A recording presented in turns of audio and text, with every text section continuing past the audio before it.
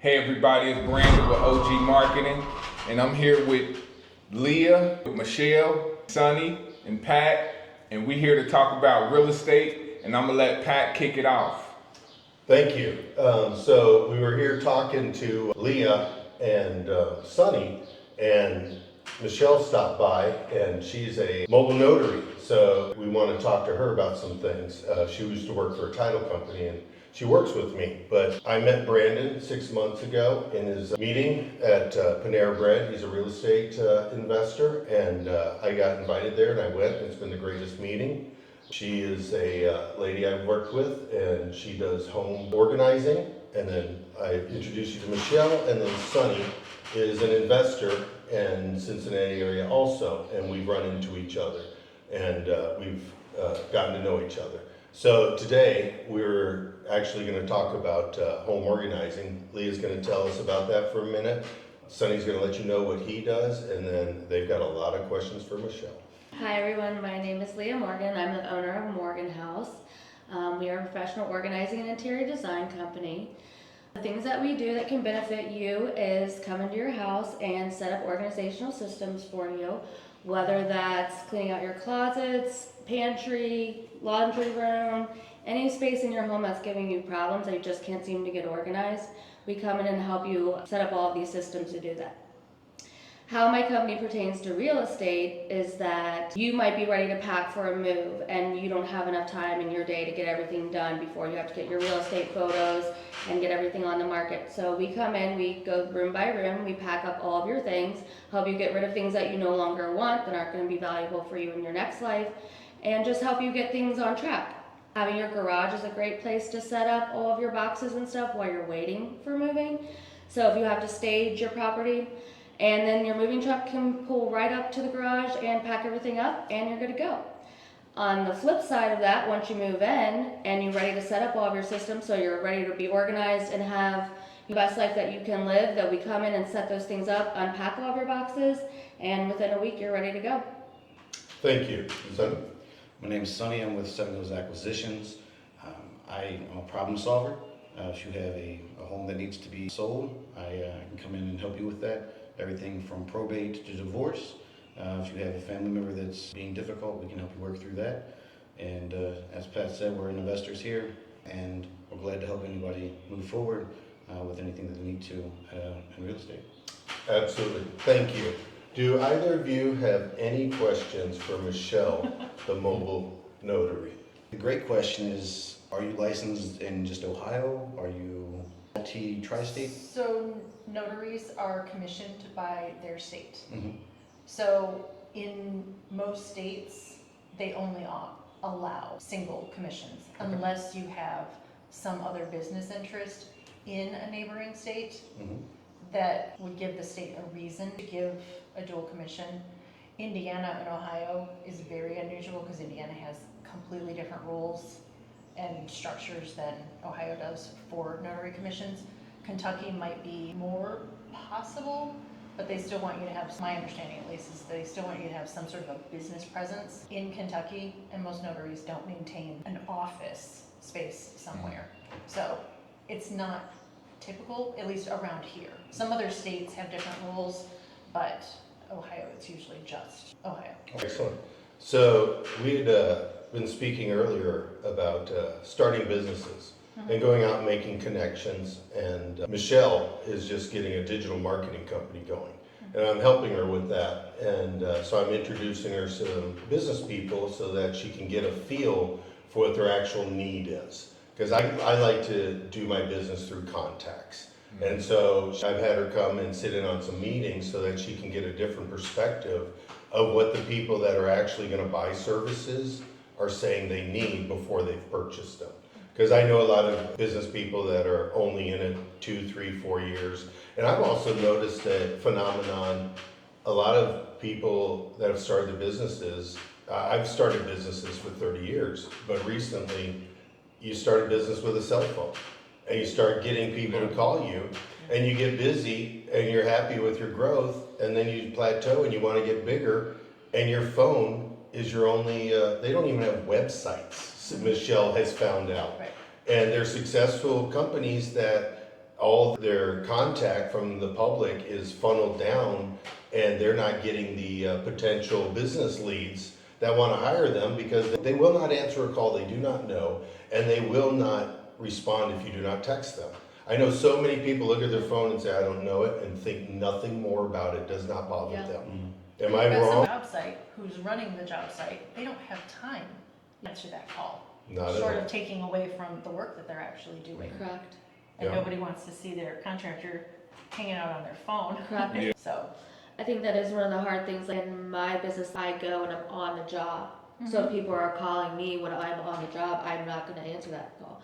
So I just think that people should leave a message, because that's a great way for business owners who do have to do it all right now in a market where you don't have the extra money to pay for somebody to sit in an office and answer your phone calls all day long. It's not really the way we run market these days. So that's really changed. so that's kind of where some of the stuff that I'm offering comes into play, because it can do a missed call text back. So it sort of stops the scroll. It stops them from saying, oh, she didn't answer the phone, I'm gonna move to the next one. Got it. Because they boom, get an immediate response that's just feedback. Hey, I'm with a client right now, can you tell me what you need?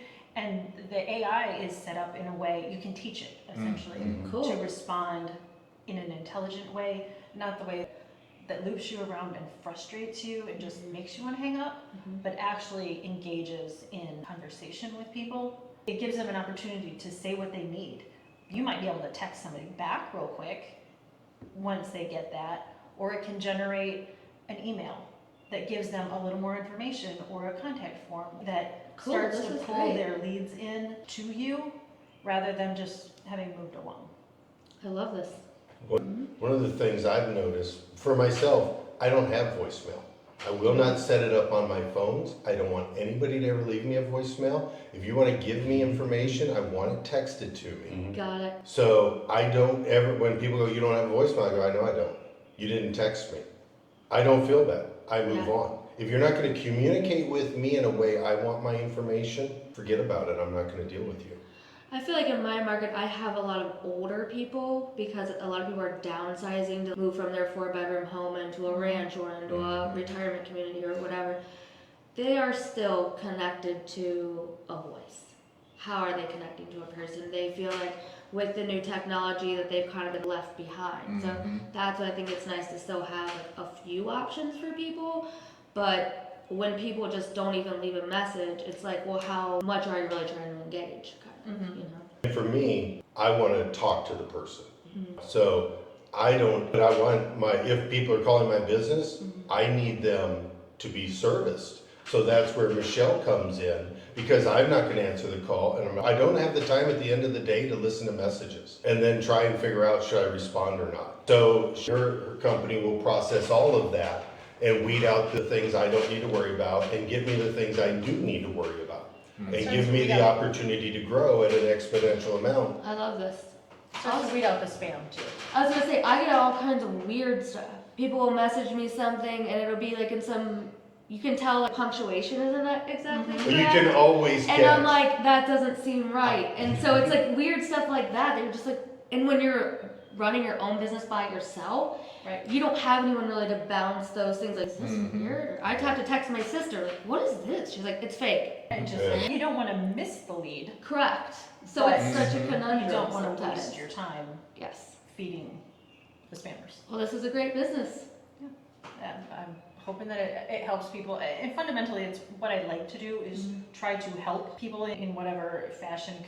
Really, my history has been trying to facilitate closings and smooth over the bumps that have gotten people to that point. So you show up at a closing and there's been a divorce and there's been people are mad about it. And I'm there to be like, hey, but we're at the finish line.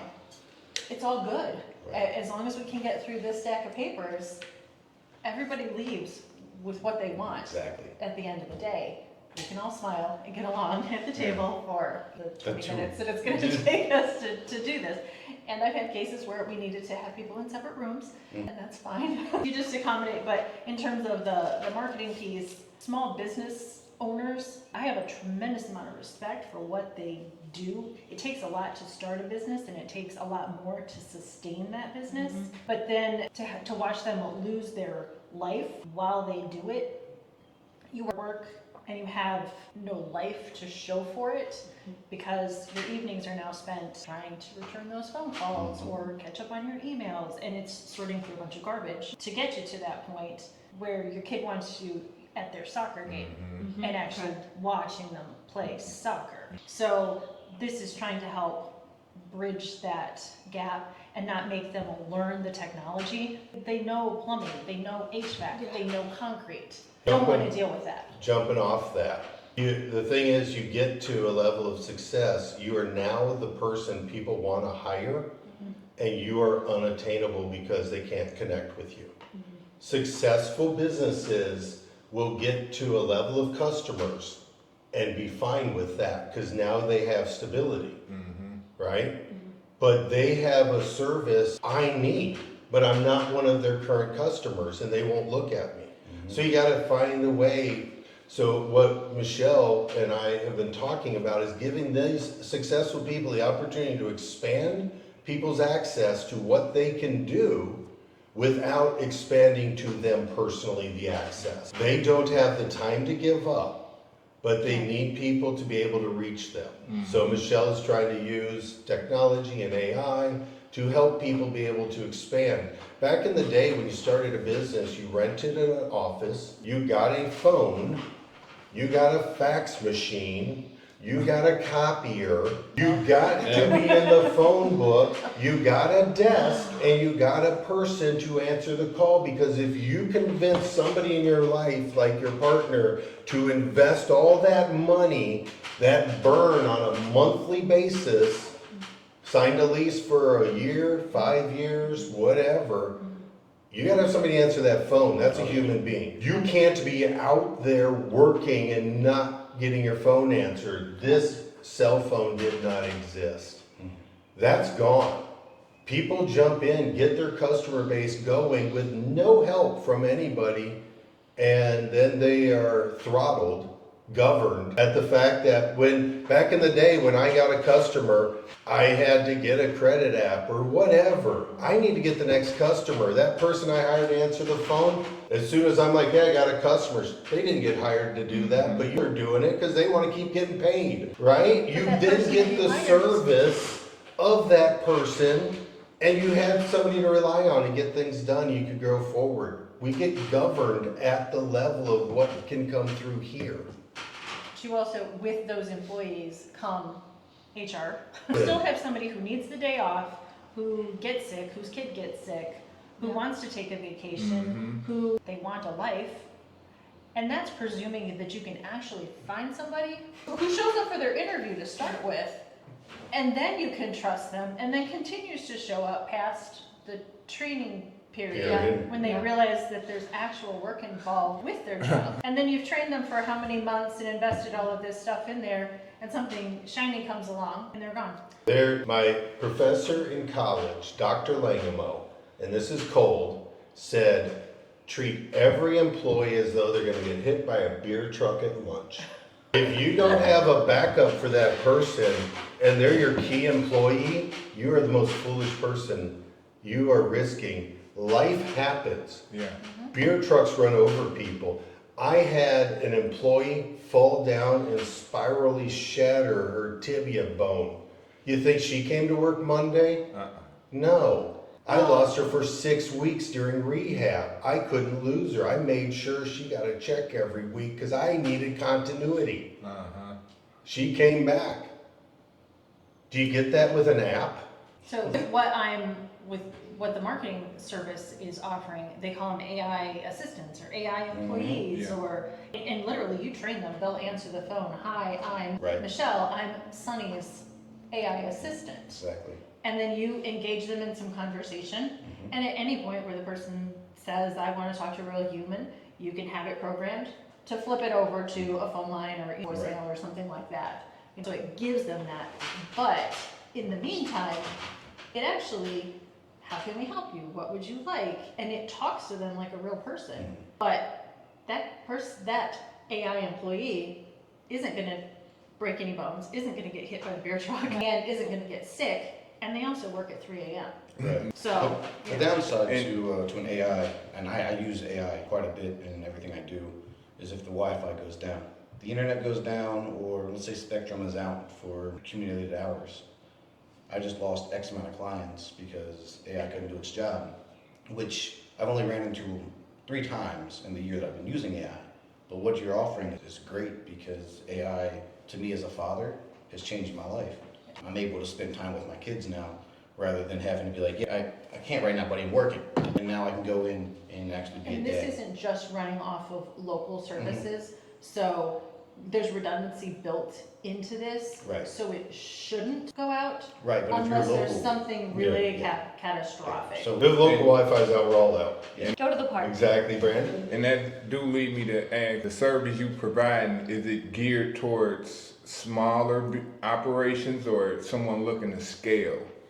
It's geared most towards small to medium, so somebody who is looking to scale, but by the time if you've got 50 to 100 employees, then you probably need something that's beyond the scope of what I'm personally looking to do. It's not that this can't be scaled to that point.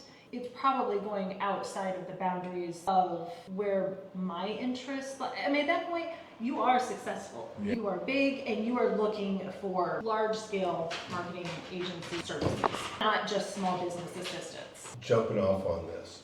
This is such a valuable thing. People need to understand, once you get your phone ringing, there's value there. And if you aren't answering that phone, you are giving value away. Yes. And I learned this lesson 28 years ago. My first commercial landlord poured asphalt, and he started with a hand tamper and a shovel, he told me. And I said, he's never had a secretary, never anything. And I said, how do you, and he wouldn't give me his number to a cell phone. Never have had it. And he had an answering service, and he's had it forever. And I said, where do you advertise? He goes, I never advertise, never have. If I need a job, I call my answering service. I take the last person who called me and call them and go backwards until I get a job, and then I'm done. Everybody before that never gets service. He could sell that. That's value. Yeah. If he can't do it, he knows somebody looking for asphalt. Did not care, was not his problem. Extremely successful. But anybody who wanted his service had to drive there and find him, and he was an elusive cat. Let me tell you. Yeah. So there's that. My thing is, business has 400 different ways to do the same thing. He had one specific way that he was very successful. Michelle's got ways to bring other people in. There's ways to harvest just his numbers that call him and sell that to other people. Giving it all away. And I'm like, harvest it. Why not? As long as people are aware of how information is being transferred and utilized amongst associates and affiliates and that type of thing, then it's all possible. Absolutely. I think there's something to be said about if you've, like I think for other people that haven't started their own businesses yet, that there is room in the market for you, because you can see that once somebody becomes busy and they have their amount of clients, they might not be able to handle all these clients, which makes there room for another person to do that job. So don't get discouraged by thinking, well, there's already so many real estate brokers in the area, I can never do it. People are moving every day and they need service right. Some people don't want to wait. And so the market's available. Absolutely. You never know when a broker's going to get hit by that beer truck. You never know. Hey, it has been great today talking with my friends, Brandon, Michelle, and Sonny. So I hope you tune in next time. Hope you get anything out of this. I hope it helps you. Hope you find some value in it. Thanks, guys. Thank you. Thank you.